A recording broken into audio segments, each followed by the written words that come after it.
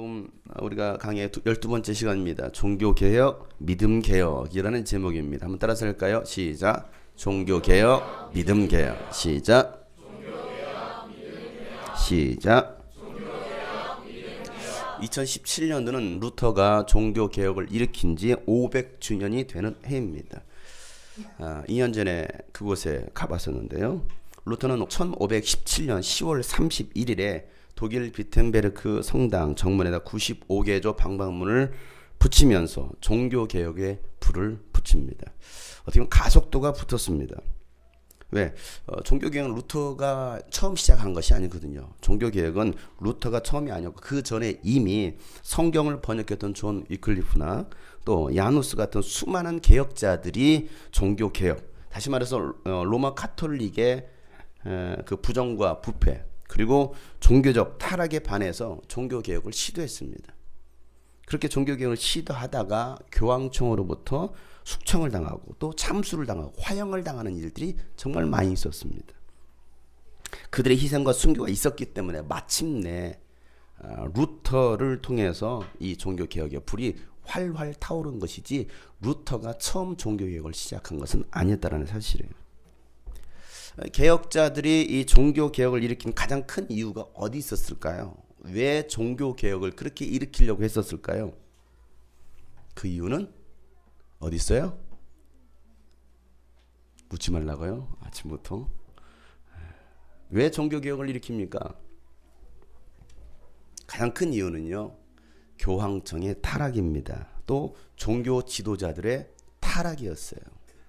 성경과 너무나 멀어졌기 때문에 이렇게 해서는 안 되겠다. 그들이 그렇게 타락할 수밖에 없었던 가장 큰 이유는 또 어디 있었을까요? 왜 교황청이 타락하고 왜 그 종교계가 지도자들이 그렇게 타락했을까요? 그들이 그렇게 타락할 수밖에 없었던 가장 큰 이유는 그들에겐 성경이 없었기 때문입니다.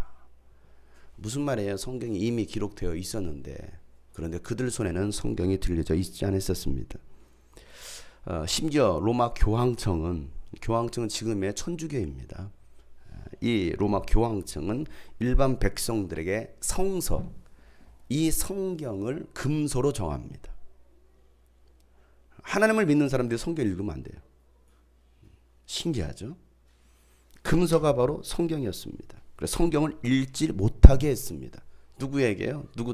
누가 성경을 못 읽습니까? 성경 읽어야 될 사람들이, 백성들이 성경을 읽지 못해요. 성경을 가지고 싶어도 지금 시가로 이 성경 한 권이 5억 원. 5원이 아니고요. 5억. 얼마라고요? 5억. 그러니까 이걸 사고 싶어도 5억이라는 돈을 들여야 살 수 있어요. 살 수 있어요?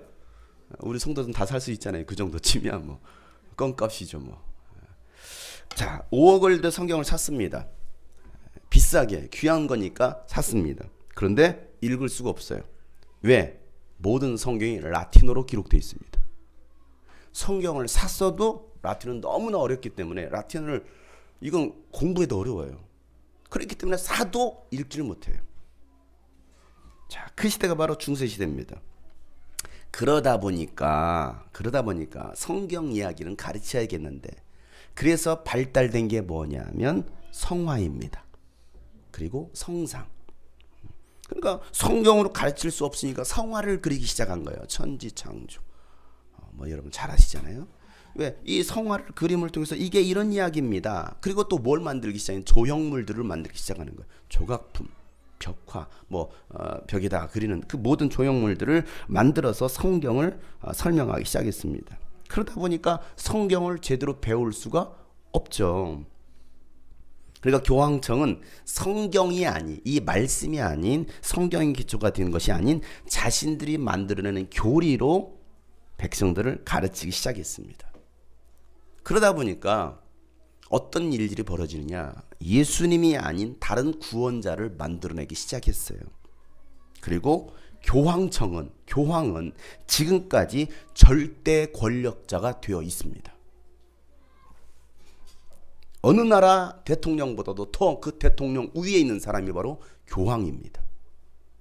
세계 모든 최고 권력자가 지금 현재 교황이에요. 지난주 베트남 호치민에 다녀왔습니다. 베트남은요, 이번에 가서 좀 자세히 알게 된 것은 베트남이 참 아픈 역사를 가지고 있습니다. 세계 강대국들, 프랑스로부터 또 미국과 중국으로부터 침략을 당하고 그들로부터 지배를 받습니다. 참 힘없는 사람들이, 수많은 사람들이, 수많은 그냥 백성들이 그냥 죽임을 당하는 거예요. 거기도 우리나라도 한 몫을 했습니다. 한 몫을 했어요. 이것도 한국의 참 아픈 역사입니다. 프랑스가 베트남을 약 100년 동안 지배합니다. 100년 동안 지배하면서, 지배하니까 뭐합니까? 자기들 나라에 프랑스화 시키는 거죠, 이 베트남을. 그래서 그 안에 종교를 가지고 들어왔죠. 그 종교가 뭡니까? 천주교입니다. 카톨릭입니다. 100년 동안 지배하면서 프랑스는요, 프랑스에 있는 그 돌을 가지고 와서 성 베드로 성당, 다시 말해서 로테르담 성당을 건축합니다. 그리고 이 성당 앞에는요, 마리아 동상이 딱 세워져 있습니다. 자, 이 마리아 동상을 자세히 보면요, 손에는요, 지구본을 들고 있어요. 십자가가 있는 지구본을 들고 있습니다. 그리고 이 마리아의 이 발밑에는 뱀이 짓밟혀져 있습니다. 손에는 십자가 달린 지구본, 그리고 마리아 발에는 뱀이 밟혀져 있습니다. 이 동상의 의미가 무엇입니까? 세계 평화는 마리아의 손에 있다라는 거예요. 그리고 마리아가 마귀를 짓밟아서 인간에게 참 승리와 자유를 줄 것이라는 의미가 이 동상 속에 있습니다. 창세기 3장 15절에 있는 이 말씀을 왜곡해서 가르치는 대표적인 상징물입니다. 성경에 뭐라고 기록되어 있습니까? 우리가 지난 시간에 이 창세기 3장 15절 말씀 읽어보진 않았지만 자세히 제가 설명했습니다. 오늘은 읽어보겠습니다. 창세기 3장 15절 말씀, 제 앞에 있는 창세기 3장 15절 말씀을 펴서 읽어보세요. 지난주부터 도대체 이 말씀이 뭐였길래 목사님이 성경 읽어주지도 않고 이 말씀을 하실까? 오늘은 이 말씀을 읽을 거예요. 창세기 3장 15절 말씀, 찾으셨으면 우리 다 같이 큰 소리로 읽어보도록 하겠습니다. 시작. 내가 너로 여자와 원수가 되게 하고 너의 자손을 여자의 자손과 원수가 되게 하겠다. 여자의 자손은 너의 머리를 상하게 하고 너는 여자의 자손의 발꿈치를 상하게 할 것이다. 아멘. 자, 이 말씀 자세히 보세요. 이 말씀은요, 여자의 자손으로 오실 예수님에 관한 이야기입니다. 여자의 자손으로 오실 예수님께서 하실 사역에 대한 예언의 말씀이에요. 예수님은 이 사역을 위해서 오셨습니다. 그 사역이 뭡니까? 예수님께서 오셔서 뱀의 머리를 상하게 할 것이라는 겁니다. 짓밟을 것이라는 겁니다. 그리고 예수님께서 그 마귀에 사로잡힌 사람들을 구원하시겠다는 것이 이 말씀에 예언되어 있어요. 성경은 이렇게 말하고 있는데 천주교는 어떻게 하고 있습니까? 이 말씀을 바꿔서 마귀가 뱀을 짓밟는다는 거예요. 마리아가 뭐가 헷갈리죠. 이 마리아하고 마귀하고 마씨가 같아가지고, 예. 마리아가 뱀을 짓밟을 것이다, 머리를 상하게 할 것이다라고 얘기하고 있어요. 이게 천주교에서 가르치는 교리입니다. 왜 이런 일들이 일어납니까? 왜 이런 교리들을 가르칩니까? 성경을 제대로 알지 못하고 성경을 제대로 가르치지 않고 있고 또 성경을 왜곡했기 때문에 그래요. 이건 정말 심각한 일입니다. 이단에 빠지고 사이비 집단에 빠지는 이유가 어디 있습니까? 하나님의 말씀을 제대로 알지 못했기 때문에 그래요. 모르니까 말씀을 임의로 해석하고 또 더하거나 빼고 가르치는 거예요. 성경에서는 너희가 하나님을 알라, 힘써 알라라고 성경은 말하고 있습니다. 하나님을 모르면, 성경을 모르면 우리는 그 성경 속에 영생의 진리가, 구원의 진리가 있기 때문에 우리는 성경을 알아야 되는데 성경을 몰라요. 성경에서는 분명히 하나님 말씀을 임의로 해석하거나 또 더하거나 빼지 말라. 예수님은 이런 일에 대해서 엄히 경고하십니다. 마태복음 5장에 보면 18절부터 19절 말씀에 내가 진정으로 너에게 말하기를 천지가 없어지기에는 율법은 1.1획도 없어지지 않을 것이고 또 다 이루어질 것이라는 거예요. 그러므로 누구든지 이 계명 가운데 아주 작은 것 하나라도 어기고 사람들을 그렇게 가르치는 사람들, 하늘나라에서는 아주 작은 사람이라고 일컬어질 것이고, 또 누구든지 계명을 행하며 가르치는 사람은 하늘나라에서 가장 큰 사람이라고 일컬어질 것이다라고 말하고 있습니다. 이게 예수님께서 경고하신 거예요.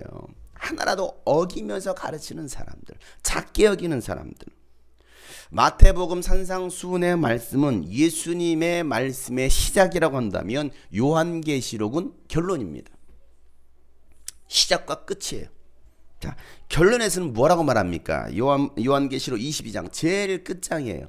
제일 끝장 18절 19절 한번 찾아서 읽어볼까요? 요한계시록 22장 제일 뒤에, 요한계시록 22장 18절 19절 말씀, 이렇게 경고합니다. 자, 이게 성경의 결론이에요. 다 같이 한번 읽어보겠습니다. 시작. 나는 이 책에 기록한 예언의 말씀을 듣는 모든 사람에게 증언합니다.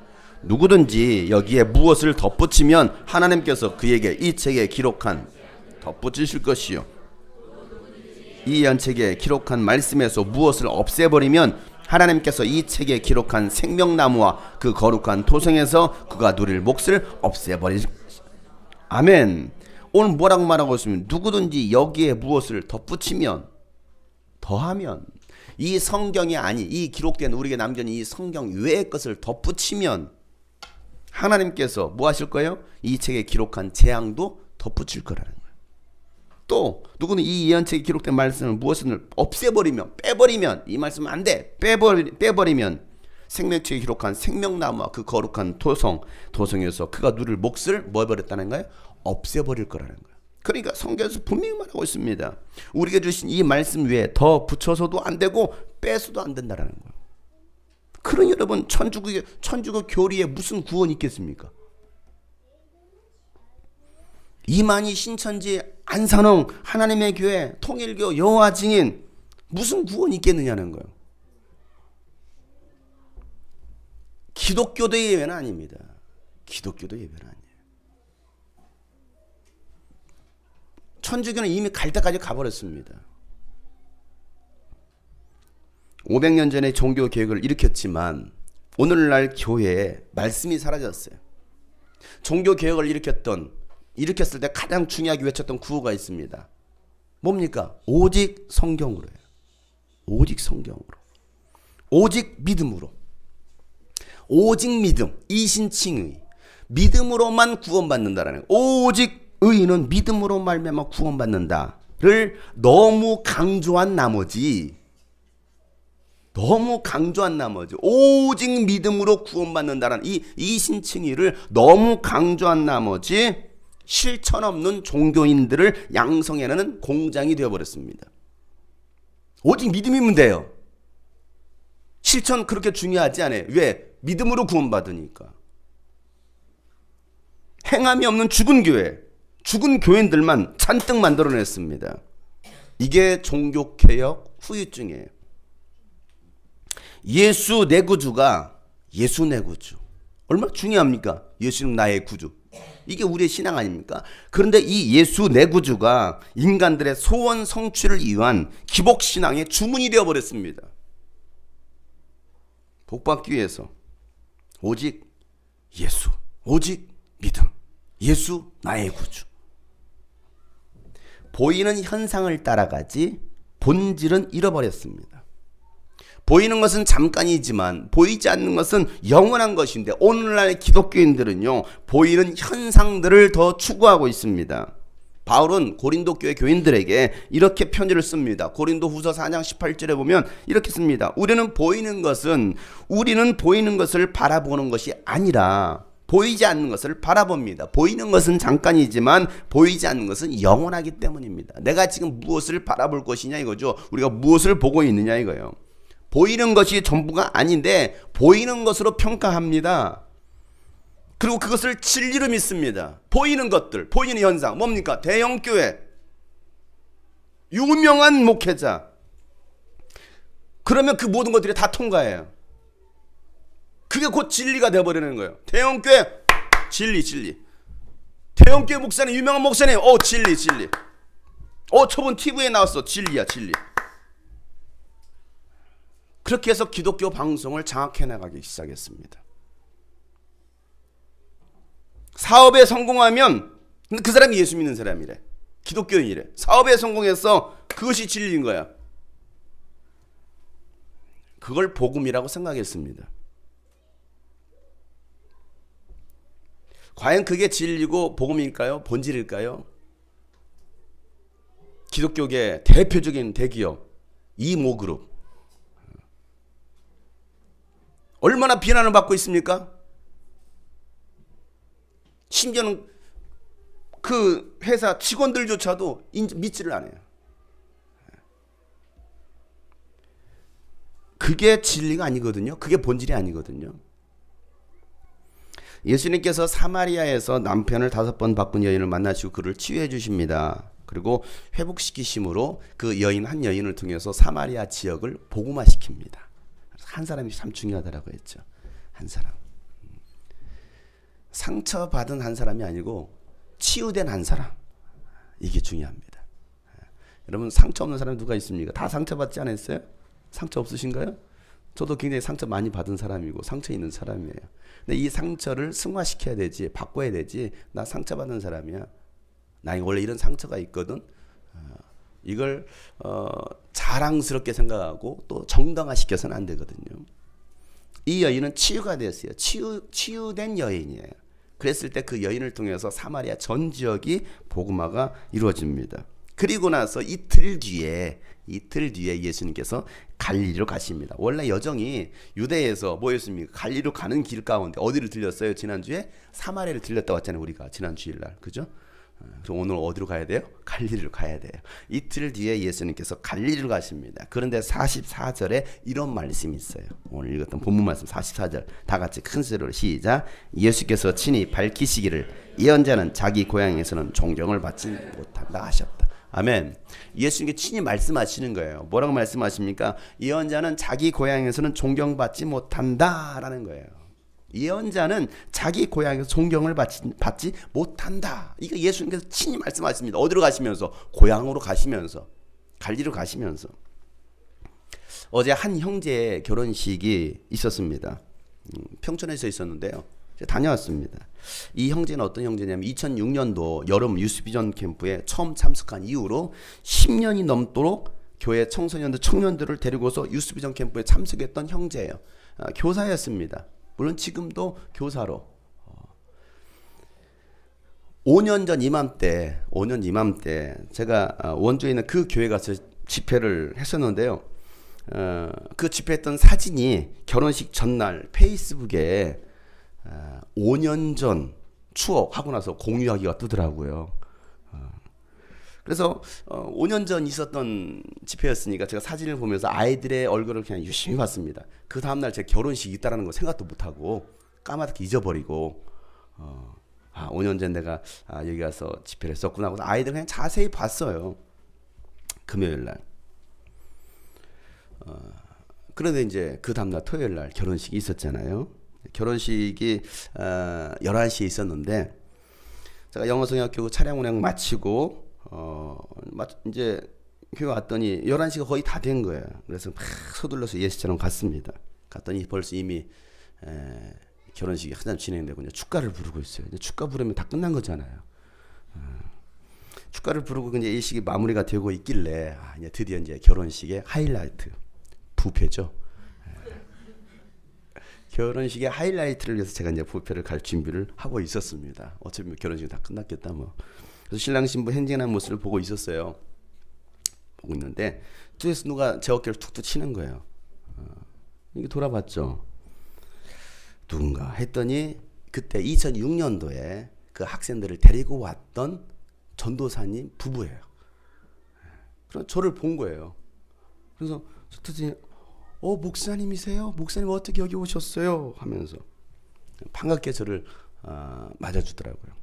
그러면서 그분은 지금은 목사님이 되셔가지고 감리교회인데 목사님이 되셔가지고 대전에서 사역하고 계셔요. 그래서 아내와 아이들 4명의 아이들을 보면서 우리 아이들입니다. 그래서 아이들이 많이 컸어요. 그때 당시 애들이 없었거든요.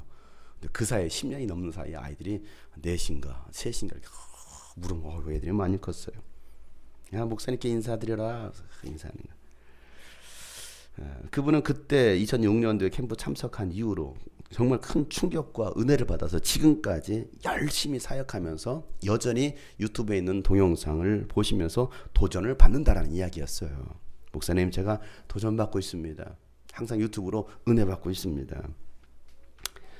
그래요. 감사합니다. 인사했죠.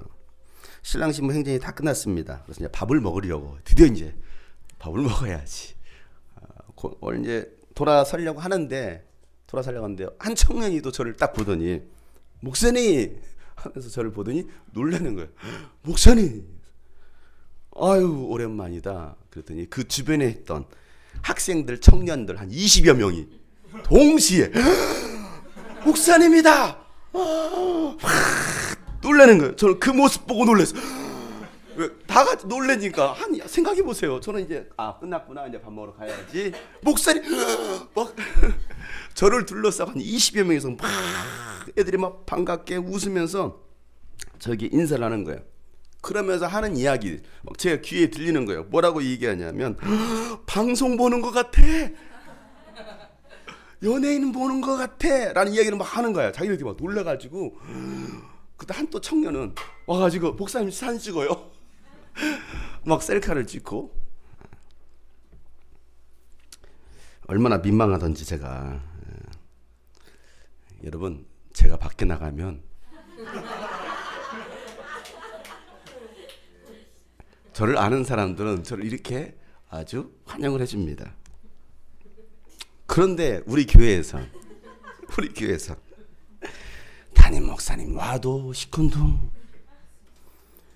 심지어는 담임 목사님이 교인들을 찾아가서 얼굴을 마주하고서 얼굴을 보고 인사를 하려고 해도 얼굴을 돌리질 않나. 연예인 인사는커녕 담임 목사님 직접 이 성도들을 찾아가야 돼. 주일에 가서 인사를 해야 돼. 그래도 보는 둥 마는 둥. 맞아요? 예? 오히려 제가 청년들한테 인사를 해야 돼요. 나왔어요. 그래 오셨어요? 예. 유일하게 저를 반겨주는 이들이 있습니다. 주일 학생들. 유일하게 저를 목사님. 유일하게 저를 반겨주는 지아가 있어요. 양지아 절대 아니에요. 유일하게 저를 류지아가 있습니다. 류지아가 있어서 너는 얼마나 행복한지 몰라요.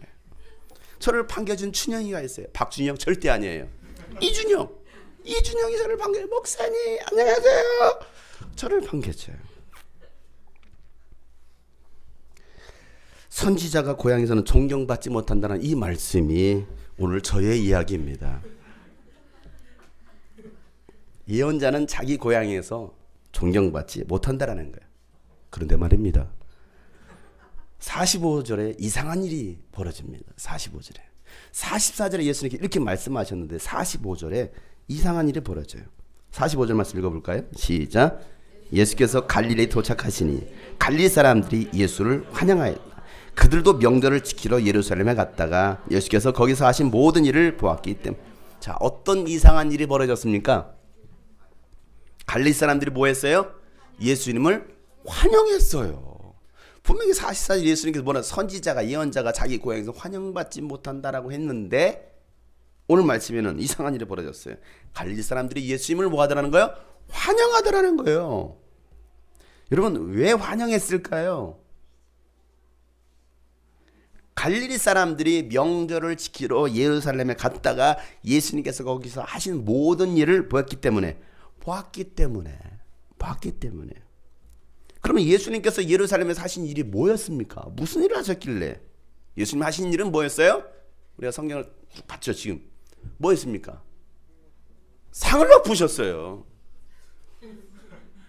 그 장면을 봤다니까요.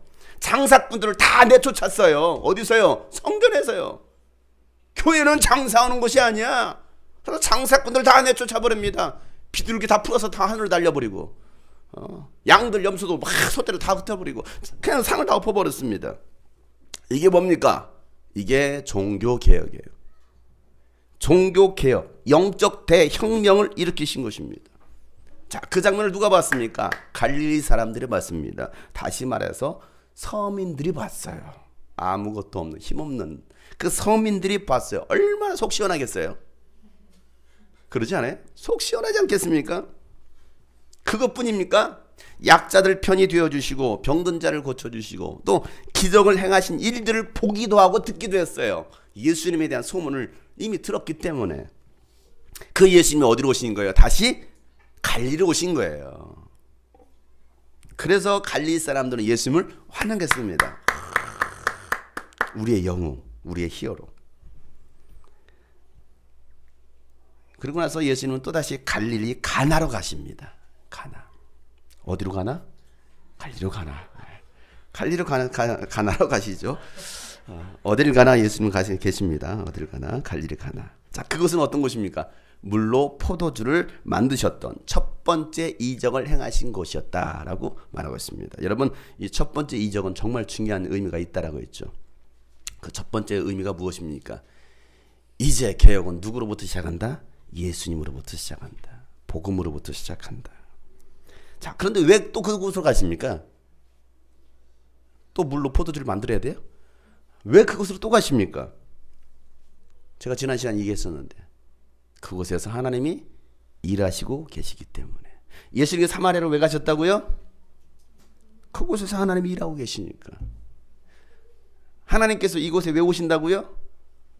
이곳에서 일하시니까. 만나야 할 사람이 있기 때문에 예수님께서는 갈릴리 가나로 또 가시는 거예요. 거기에는 왕의 신하가 한 사람이 있었어요. 근데 그 아들은 뭐합니까?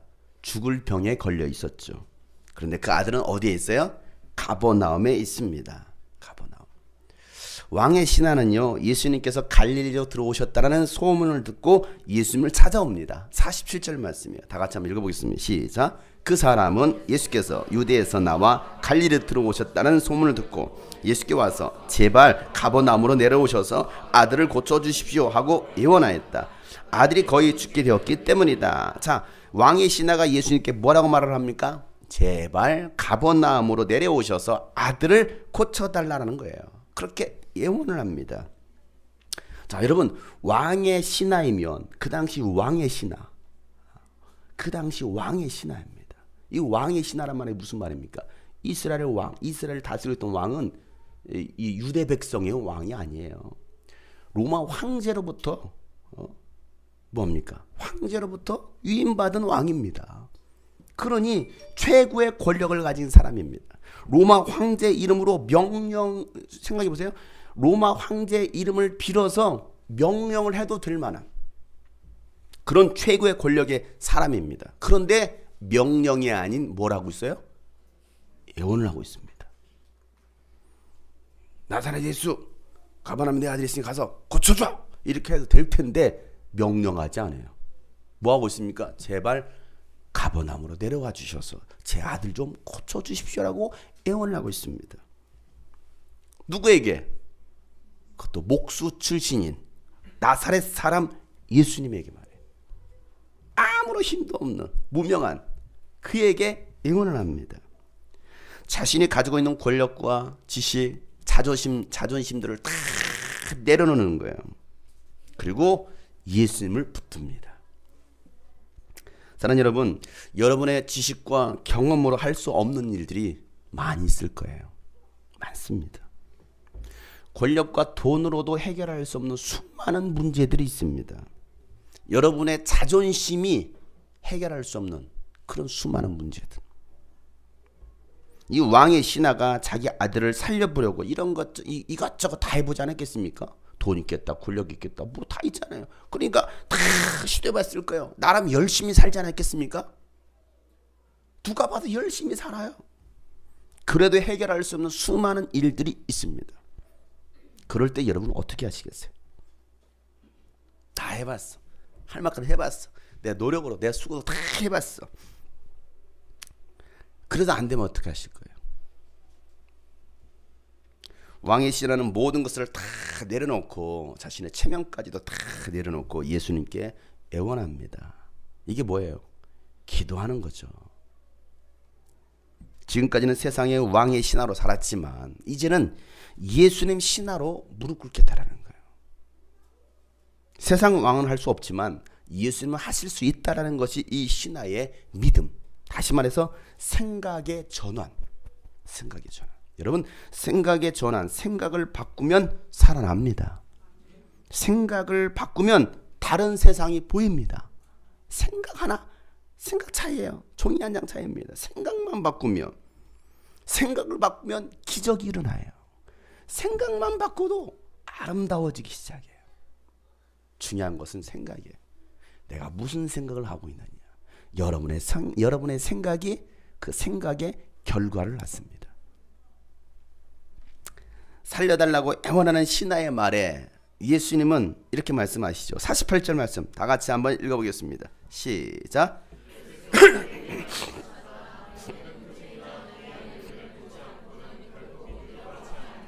자, 뭐라고? 너희는 표징이나 귀한 일들을 보지 않고서는 결코 믿으려고 하지 않는다. 다시 보세요. 가버나움에 내 아들이 죽어가고 있습니다. 오셔서 제발 좀 오셔서 살려주세요. 살려주세요. 살려주세요. 막 애원을 했습니다. 그랬더니 예수님께서 이 말씀을 하시는 거예요. 가시겠다는 거예요? 안 가시겠다는 거예요? 네? 자, 이게 여러분 가시겠다는 거예요? 안 가시겠다는 거예요? 만약에 여러분들이 와가지고 저한테 막 목사님 제발요 제발 오셔가지고 정말 제 아들 좀 제 딸 좀 고쳐주세요. 한 번만 와서 기도 좀 해서 한 번만 기도 좀 해서 막 저한테 애원하는 거예요. 간청을 하는 겁니다. 그때 제가 하는 자매님은 형제님은 표징이나 귀한 일들을 보지 않고서는 결코 믿으려고 하지 않군요. 이렇게 말을 하고 있어요. 가겠다는 거예요? 안 가겠다는 거예요, 목사님? 예? 제발 한 번만 신방 와주세요. 자매님은 기적이나 말하고 있죠? 가겠다는 거예요? 안 가겠다는 거예요? 갑자기 왜 이런 말씀을 하십니까, 그러면? 왜? 이렇게 말씀하신 의도가 있어요. 어느 때는요, 예수님께서 고쳐달라고 하지 않으셔도 직접 찾아가셔서 뭐합니까? 고쳐주신 사건도 있어요. 애원도 안 했어요. 그냥 가셔가지고 고쳐주셨어요. 그런데 이번에는 고쳐달라고 애원하는데 왜 예수님께서 이런 말씀을 하시느냐고요. 알겠습니다. 갑시다. 이것도 아니에요. 예수님의 말씀에는 다 의도가 있다라고 했습니다. 다 목적이 있어요. 요한이 이 성경을 기록할 때도요, 의도를 가지고 기록했습니다. 요한이 기록한 내용 사건들을 보면요, 다른 복음서하고 비교하면요, 순서가 뒤죽박죽이에요. 왔다 갔다 합니다. 왜? 요한은 그렇게 순서를 바꿔가면서 기록한 의도가 있어요. 목적이 있습니다. 자, 예수님께서 말씀하시네요. 너희들은 표징이나 귀한 일들을 보지 않고는 결코 믿으려고 하지 않는다 하셨던 이 말씀. 여러분, 이 표징과 귀한 일들이 뭡니까? 너희들은 이 표징과 이 귀한 일들을 보지 않고서는 도무지 믿으려고 하지 않아 라고 말하고 있는데 도대체 이것이 무엇이냐 이거예요. 예수님께서 행하셨던 일들입니다. 신비한 현상들을 보지 않으면 믿으려고 하지 않는다라는 거예요. 자, 예수님께서 갈릴리로 들어오셨을 때 이상한 일들이 벌어졌다라고 했죠? 그 이상한 일이 뭐였어요? 환영하는 거였어요. 이게 이상한 일이었습니다. 왜 환영을 했습니까? 왜 환영했어요? 예수님께서 신비한 일들을 행하시니까 환영하는 거예요. 신비한 일들을 행하시니까 상을 엎는 거예요. 제가 설교하다 막 상을 엎어버려요. 그 장면을 보고 싶어서 오는 거예요, 교인들이. 예수께서 신비한 일들을 행하시는 겁니다. 여러분들은 예수를 왜 믿습니까?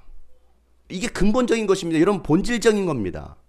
여러분들은 예수를 왜 믿으십니까? 아니, 다시 말해서 여러분들은 왜 예수님을 환영하십니까? 환영 안 하신다고요? 여러분들은 예수를 왜 환영하시나요? 예수님에 대해서 관심이 없으신가요? 그건 더 심각한 거죠. 예수님을 환영하는 이유가 무엇입니까? 신비한 기적을 바라고 환영하십니까? 여러분이 가지고 있는 문제들을 예수님께서 해결해 주시니까 여러분 환영하십니까? 예수님을 왜 믿으십니까? 보이는 현상 때문입니까? 다시 말을 바꿔서 여러분들은 주님이 꿈꾸신 교회를 왜 다니십니까? 이 교회 왜 나오셨습니까? 왜 장영성 목사라는 사람과 함께 이 교회 공동체에서 신앙생활을 하십니까? 보이는 현상 때문입니까?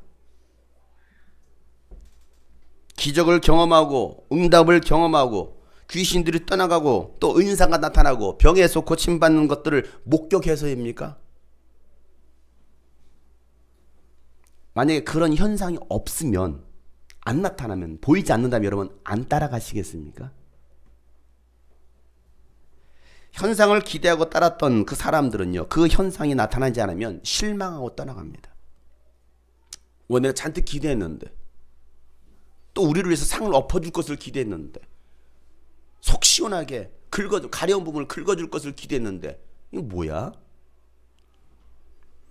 예수님을 믿고 교회를 다니면서도 자신들의 요구가 이루어지지 않으면요, 자신들이 바라는 것들이 이루어지지 않는다면 떠납니다. 왜요? 현상을 보고 믿으려고 했기 때문에 그래요. 마치 갈릴리 사람들이 현상을 보고 예수님을 환영했던 것처럼 환영해. 이 말씀을 거기다 기록한 거예요. 처음에는 우리 목사님, 우리 교회, 우리 성도님 했다가 현상이 나타나지 않으면 금방 돌아섭니다. 쉽게 실망하고 원망하고 불평을 합니다. 칼을 갈고요, 돌을 던집니다. 이스라엘 백성들이 그랬어요. 10가지 기적을 보여주시고 이집트에서 탈출시켜줄 때는요, 할렐루야 막 찬양합니다. 우리 모세. 그렇게 환영했던 사람들, 홍해가 가로막히니까 그 바로 뭐합니까? 할렐루야가 어디 있어? 놀렐루야, 우리를 죽일래야 하면서 막 난리를 칩니다. 모세 죽이세. 원망하고 불평했던 이스라엘 백성들, 그러다 홍해바다 확 갈라지니까 또 합니까? 할렐루야, 역시 모세 만세. 이러다 뭐합니까? 또 먹을 물이 없으니까, 마실 물이 없으니까 모세 죽이세. 모세는 죽였다가 살았다가 여러분, 그렇게 살다가 이스라엘 백성들 결국 가나안 땅에도 들어가지 못하고 멸망당했습니다. 어디에서요? 광야에서요? 세상에서요? 이 말은 교회를 다니면서도 멸망당할 사람들이 많이 있다라는 얘기예요. 오늘 예수님은 우리에게 언제까지 그런 현상만 보고 따라가겠느냐라고 말씀하시는 거예요. 언제까지 그런 기적만을 보고 믿겠느냐는 거예요.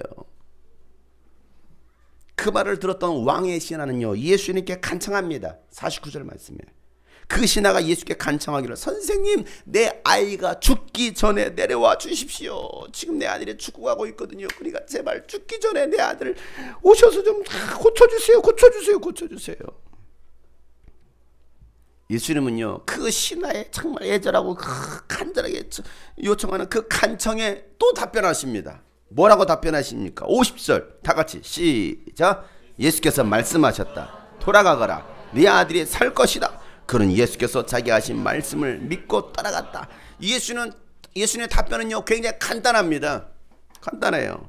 뭐라고 말씀하십니까? 돌아가거라, 내 아들이 살 것이다. 이거예요. 돌아가라, 내 아들이 살 것이다. 여러분, 예수님의 답변을 들었던 이 신하, 예수님께서 하신 말씀을 믿고 떠나갑니다. 갑니다. 자, 이 신하가 한 일이 뭐예요? 신하가 한 일이 뭐예요? 네? 예수님의 말씀을 믿고 가버나움으로 내려간 거예요. 그 전까지는 예수님 제발 가버나움까지 내려와 주셔서, 예수님께서 직접 내려와 주셔서 내 아들 좀 고쳐주세요 했는데, 야, 가. 내 아들이 살 거야 라고 말씀하셔요. 이 신하는요, 예수님의 말씀의 의도가 무엇인지를 깨닫습니다. 현상이 아닌 본질인 예수님의 말씀을 믿는 그 믿음이 기적을 일으킨다라는 것을 이 왕의 신하는 깨달은 거예요. 그는 자꾸 보여지는 것, 현상을 요구하고 있습니다. 예수님이 직접 오셔서. 그런데 예수님은 아니야, 그게 아니야. 네가 나의 말을 믿는다면 네 아들은 살 거야 라고 말씀하시는 거예요. 예수님의 말씀을 믿고 가버나움으로 내려가는 길에 가버나움에서 올라오던 자기 종들을 만납니다. 자, 어디에 있습니까? 가나에 있습니다. 가나에서 어디까지? 가버나움까지. 그래서 가나에서 가버나움까지 거리가 얼마나 될까? 제가 어제 궁금해서 설교하다 말고 지도, 구글 지도를 찾아봤습니다. 가나에서 가버나움까지 했더니요, 차로 이동하는 거리가 41km 나옵니다. 41km. 이렇게.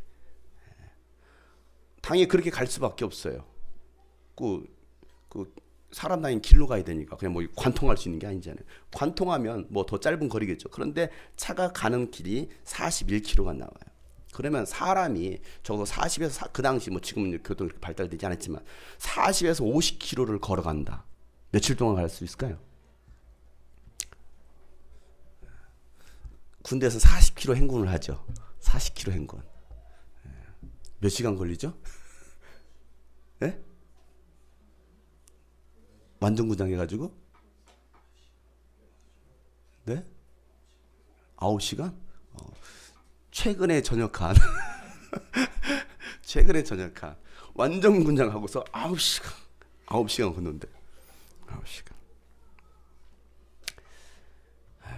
이틀 동안 가다가 좀 지치면 쉬기도 하고, 그 더운데 어떻게 걷습니까? 그러면 적어도 이틀 걸립니다. 이틀 걸려요. 자, 이틀을 걸어가야 갈 수 있는 그 거리. 왕의 신하는요, 그 기쁜 소식을 전하러 온 그 종들로부터 아들이 살아났다는 이야기를 전해 듣습니다. 자, 51절 말씀이에요. 그가 내려가는 도중에, 자, 가나에서 이제 가버나움으로 내려가는 거죠. 내려가는 도중에 종들이 마중 나와 그 아이가 살았다라고 보고합니다. 자, 아이가 낳은 시간은 전날 예수님께서 말씀하신 바로 그 시간입니다. 52절, 53절 다 같이 시작. 그가 종들에게 아이가 낳게 된 때를 물어보니 어제 오후 1시에 열기가 떨어졌습니다 하고 종들이 대답하였다. 아이 아버지는 그때가 예수께서 그에게 네 아들이 살 것이다 하고 말씀하신 바로 그 시각인 것을 알았다. 그래서 그와 그의 온 집안이 함께 예수를 믿었다. 아멘. 그 일로 인하여서 그와 그의 온 집안이 예수를 믿게 됩니다. 이 사건이 두 번째 이적이라고 요한은 기록하고 있습니다. 이 사건은 정말 중요한 사건인 거예요. 첫 번째 이적 사건 중요합니다. 두 번째 이적 사건 굉장히 중요합니다. 만약에 왕의 신하가 자존심 상한다고 아이 기분 나빠, 그리고 그냥 돌아갔다 간다면 그 아이는 죽었을 것입니다. 아무런 기적도 일어나지 않았을 거예요. 이 사건이 왜 중요합니까? 왕의 신하는 현상을 보고 믿은 것이 아니라 예수님의 말씀을 믿었던 거예요. 그랬을 때 죽어가던 아들이 살아났습니다. 여러분, 이 사실을 꼭 기억하세요. 우리는 현상을 보고 믿는 게 아닙니다. 기록된 하나님의 말씀을 믿는 거예요. 때로는 그 말씀이 도저히 이해가 안 돼. 도대체 뭔 소리야? 목사님 도대체 뭐라고 말씀하시는 거야? 목사는 왜 그래? 아니, 예수님 왜 그래? 라는 반문을 가질 수 있습니다. 이해가 되지 않아요. 내 상식선에서 이해가 되지 않을 수도 있습니다. 그럼에도 불구하고 예수님께서 이렇게 말씀하셨던 이유는, 야, 보이는 것을 보고 따라가지 마. 보이지 않는 본질적인 거. 그 보이지 않는 본질, 예수님의 말씀, 그 말씀을 믿으면 기적이 일어나 라고 말씀하셔요. 여러분, 현상은 한순간입니다. 그러나 예수님의 말씀은 영원합니다. 여러분은 무엇을 믿겠습니까? 보이는 현상을 믿으십니까? 아니면 기록된 예수님의 말씀을 믿으십니까? 제가 처음에 종교개혁 500주년 이야기를 했습니다. 종교개혁 500주년. 그러나 다시 종교개혁이 일어나야 합니다. 믿음 개혁이 일어나야 합니다. 왜요? 많은 기독교인들이, 많은 교회가 보이는 현상을 따라가고 있기 때문에 그래요. 말씀은 없어요. 성경은 없습니다. 진리는 없습니다. 복음을 가장한, 진리를 가장한 거짓된, 왜곡된 교리들이, 그런 잘못된 신념들이 마치 신앙이 되어서 토착화가 되어가지고 그게 믿음이 되어버렸어요.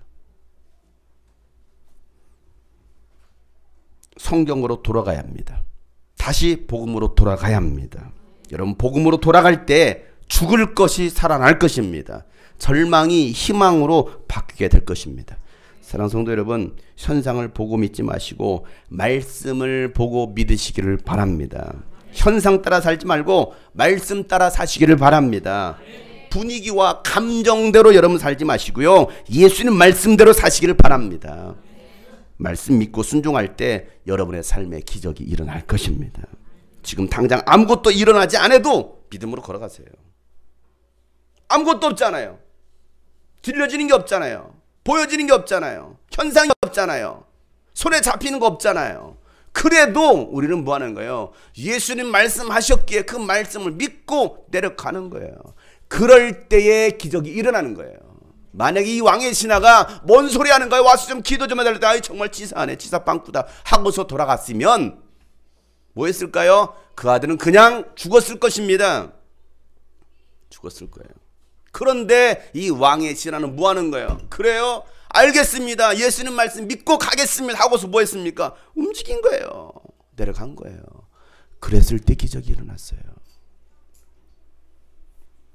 지금 당장 아무런 현상이 일어나지 않고 보이지는 것이 없고 잡히는 것이 없어도 믿음으로 한 걸음씩 걸어나시기를 바랍니다. 그럴 때 하나님께서 여러분의 삶 속에서 일하실 것입니다. 이런 믿음 개혁, 종교 개혁 일으키시기를 바랍니다. 이 눈에 아무 증거 안 보여도, 손에 잡히는 거 아무것도 없어도 우리는 걸어가자. 아멘. 믿음으로 걸어요. 걸어가세 믿음 위에 서서 나가세 나가세 의심 버리고 걸어가세 믿음 위에 서서 눈과 귀에 아무 증거 없소. 걸어가세 걸어가세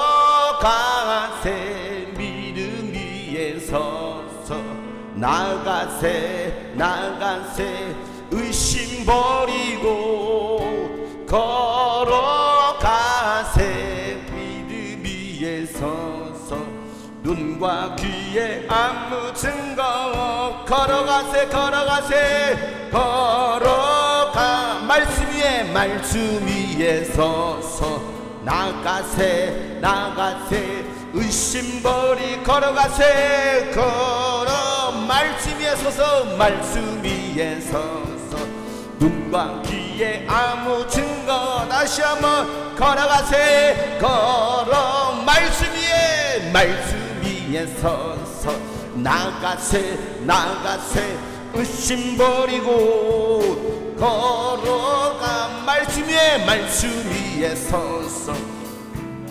오늘 말씀에 기억하세요. 다시 한번 걸어갑시다. 걸어가세 말씀 위에 서서 나가세. 여러분 모든 의심을 다 내려놓으세요. 여러분의 자존심도 다 내려놓으시고 여러분의 경험도 다 내려놓으시고 모든 것을 다 내려놓고 예수님 말씀 붙들고 나갑시다. 그럴 때 기적이 일어납니다. 걸어가세 걸어가세 말씀 위에 서서 나가세 나가 의심 버리고 어제 주님을 바라보고 나갑시다. 그렇습니다. 말씀 위에 세워지는 나의 신앙 되기 원한다고 다같이 주님을 간절하게 부르며 기도합시다. 하나님 아버지여, 우리의 신앙이 결코 흔들리지 않는, 의심하지 않는 하나님 아버지, 우리의 믿음의 신앙 되게 하여 주시옵소서. 걸어가세 말씀 위에 서서 나가세 나가세 의심 버리고 걸어가세 말씀 위에 서서 눈과 귀에 아무 증거 없어. 걸어가세 걸어가세 말씀 위에 서서 나가세 나가세 의심 버리고 걸어가세 말씀 위에 서서 눈과 귀에 아무 증거 없어. 걸어가세 걸어가세 말씀 위에 서서 나가세 나가세 의심 버리고 걸어가세 말씀 위에 서서 눈과 귀에 아무 증거 이 눈에 아무 증거 아니 되어도 믿음만을 가지고서 늘 걸으며 이 귀에 아무 소리 아니 되어도 하나님의 약속 위에 소리나 걸어가세 믿음 믿음 위에 서서 나가세 나가세 의심을 걸어가세 걸어 믿음 위에 서서 눈과 귀에 아무 증거 없어 이 눈에 보기에는 어떡하든지 이미 눈은 증거대로 늘 믿으며 이 맘에 믿음 없이 살아가리 우리 소원 주 안에서 이루 걸어가세 걸어 말씀 위에 서서 나가세 의심 버리 걸어가세 걸어가세 말씀 위에 서서 눈과 귀에 아무 당신의 거룩함을 두고 맹세함 주 하나님 아버지는 참 미쁘다 그 귀한 모든 약속 믿는 자 능치 못할 무슨 일이 있을 걸어가세 믿음 위에 서서 나가세 의심 버리 걸어가세 걸어 말씀 위에 서서 눈과 귀에 다시 한번 이 눈에 아무 증거 아니래여도 믿음만을 가지고서 늘 걸으며 이 귀에 아무 소리 아니 들려도 하나님의 약속 위에 소리 걸어가세 말씀 위에 서서 나가세 의심거리 걸어가세 걸어 말씀 위에 서서 눈과 귀에 아무 증거 이 눈에 보기에는 어떠하든지 이미 얻은 증거대로 늘 이 맘에 의심 없이 살아갈 때에 우리 소원 주 안에서 이루 걸어가세 걸어 믿음 위에 서서 나가세 의심 버리고 걸어가세 믿음 위에 서서 눈과 귀에 아무 증거 없어 당신의 거룩함을 두고 맹세함 주 하나님 아버지는 참 미쁘다 그 귀한 모든 상수 믿는 자에게 능치 못할 무슨 일이 있을 걸어가세 걸어 말씀 위에 서서 나가세 걸어가세 말씀 위에 서서 우리 마지막으로 걸어가세 걸어 말씀 위에 서서 나가세 의심 버리고 걸어가세 말씀 위에 서서 눈과 귀에 아무 증거 없어도 걸어가세 말씀 위에 서서 나가세 의심 버리고 걸어가세 말씀 위에 서서 눈과 귀 아무 증거 없어도 하나님 아버지 눈과 귀에 보이는 것 들리는 거 아무것도 없어도 손에 잡히는 거 아무것도 없어도 현상이 나타나지 않아도 주님 말씀하셨기에 그 말씀 믿고 순종하는 주의 자녀들 되게 하여 주시옵소서. 하나님 이 말씀을 믿는 믿음이 우리 안에 있길 원합니다. 하나님 다시 한번 종교개혁 믿음의 개혁이 일어나게 하여 주시옵소서. 하나님 죽어가는 우리 삶의 인생 가운데 문제들이 있습니까? 우리가 말씀 믿고 나갈 때 살아날 것을 믿습니다. 고쳐질 것을 믿습니다. 기적이 일어날 것을 믿습니다. 하나님 신념이 아닌 말씀을 믿는 신앙의 믿음을 가지는 주의 자녀들 되게 하여 주시옵소서. 오늘도 주님께 귀한 예물을 드렸습니다. 하나님 이 예물을 받으시고 이 예물을 통하여 죽어가는 많은 영혼 살리게 하시고 열방 가운데 예수 그리스도의 복음을 증거하는 일에 귀하게 이 예물이 쓰여지게 하여 주시옵소서. 이제는 우리 구주 예수 그리스도의 은혜와 하나님 아버지의 놀랍고도 지극하신 사랑과 성령님의 감화 감동 교통 충만하심이 오늘 말씀처럼 다시 한번 종교개혁을 일으키고 믿음 개혁을 일으키기로 다시 한번 결단한 모든 하나님의 사람들 머리 위에 이제로부터 영원토록 함께 하시기를 간절히 축복하며 기도하옵나이다. 아멘.